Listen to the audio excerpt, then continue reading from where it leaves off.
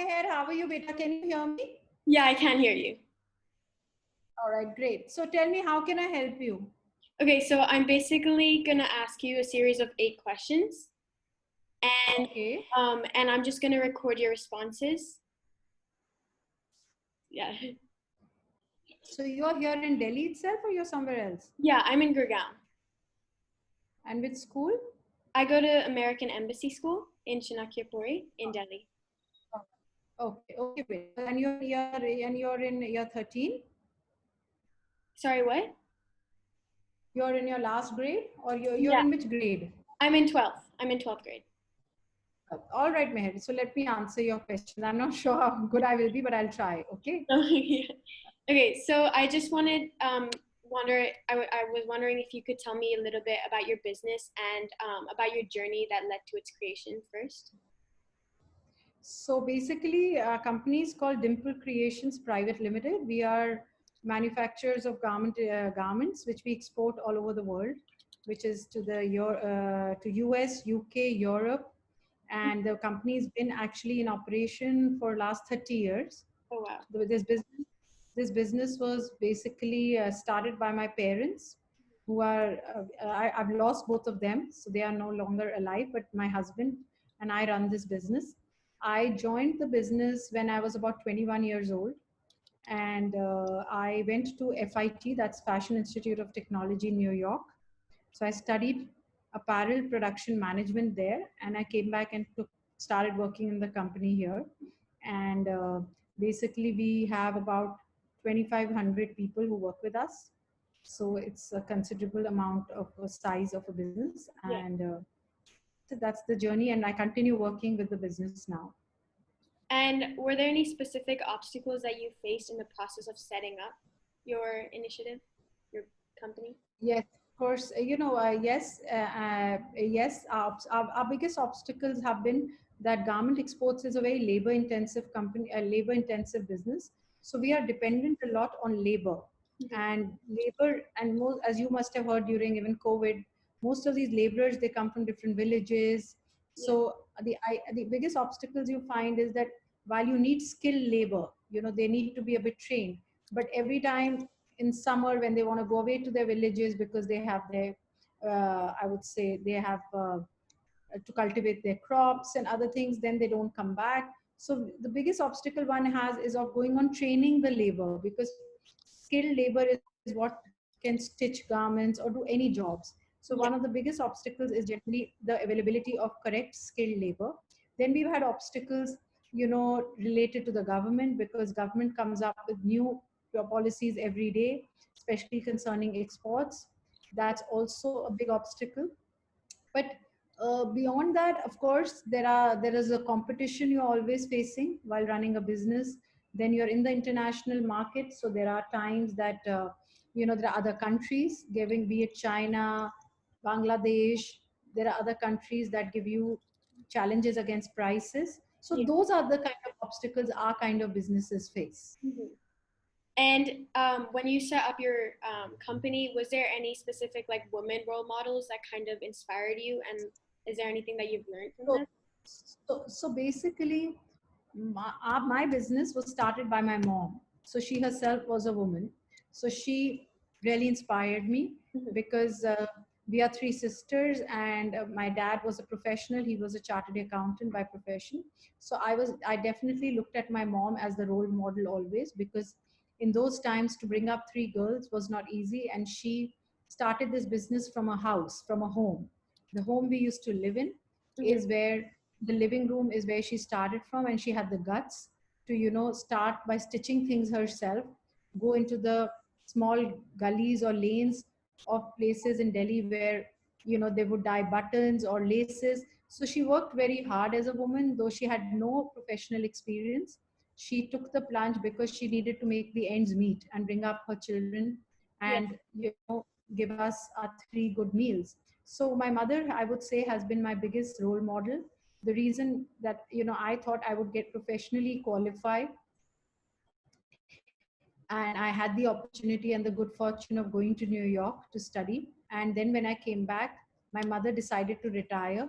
So at a very young age, I had to take on the business. So it was not easy because especially we had a lot of men working in the company who used to report to my dad. And Can you hear me? Yeah, I can. And when you have all these people in finance and shipping, you have all these elderly experienced men you're dealing with. Yes, Yeah. at times it can become very intimidating, Mhm. because as a young girl you are asking them for information and they are not willing to part with it the way they would speak to any other person in the Yeah. family. So these were some very interesting challenges, but also with every challenge, one would just learn to deal with it. Then, you read books about how women entrepreneurs succeed, how you dress well to a company, how you are always looking in command. So I Yeah. read a lot of books that inspired me a lot while I was taking on business. Wondering if your sisters also work with you? Is it like No, they majority? don't. They don't. Okay. My older sister is a housewife and my younger sister is a lawyer. So basically, the shareholding is totally with me, and my husband shares a part of the business with me. Is the Is that com what you wanted to know? Yeah, is the company mostly men led, or are there more women? Sorry. Are there more women part of the company, or is it more So, men? so I think it's almost 50-50 because we promote a lot of women labor in our company. Hmm. We make a very conscious effort of employing a lot more women as tailors. Tailors or operators is what is the main strength in our company. And we give a lot of preference to women because we believe a lot in women employment. Yeah. And were there any mistakes that you made in the creation of your journey, and what did you learn from them? So, yes, I think you mean personally if I made any mistake Yeah, or as a personally as a woman sorry. starting up a business. Okay. So, wow, that's a good question. Give me 2 minutes. Yeah, of course. So, no, you mean to say that anything that I have faced that I could have done differently than what I did? Yeah, and mistakes that can maybe affect other women entrepreneurs. So I would say that, what I would recommend to other women or mistakes or things. Mhm. Number one, I think it is very, very important not to be intimidated by your male colleagues because I think somewhere down there, the men still in our country at least think they know it better, especially when it's the technical fields, be it finance, shipping, it. For some reason the Yeah, men always like overpower the women. So I think I did make the mistake initially of being quite timid on that front until after being 5-6 years in the organization I realized no, it's not only a man's world or it's not yeah, only a man's job. I as a woman can also do it. So yeah, how I started approaching it, that I started reading books on finance, on shipping. So I tried to go ahead of the guys who I was dealing with.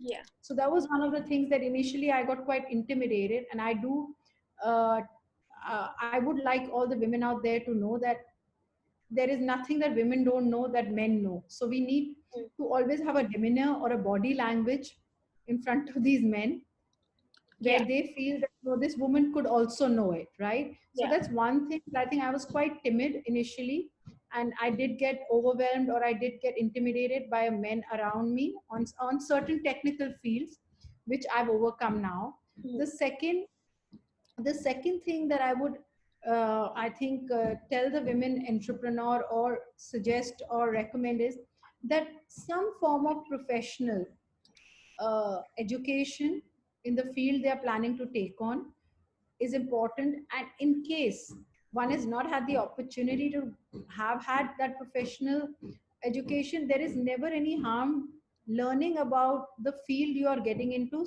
on the side, yeah, doing some online courses, being adaptive, of the policies of all the new things that are coming up. Because the more you are in touch with the world or what's happening in the world, uh, giving into your industries, it just keeps you on top of your agenda. And mhm, as a woman, if you are on top of, if you're well informed, you're very clear about a lot of things, then people around take you more seriously. Yeah, for sure. The two most important things, Meher, that I think we women entrepreneur need to look out for. I don't know if they're mistakes. I know these are realizations. You know, I'm putting across to you my learnings. Yeah. That as a learning, I think we need to put this across. Yeah. Yeah. And a follow-up question to that, in a more holistic view, do you have any practical tips about any particular part of the venture creation process that you would like to share?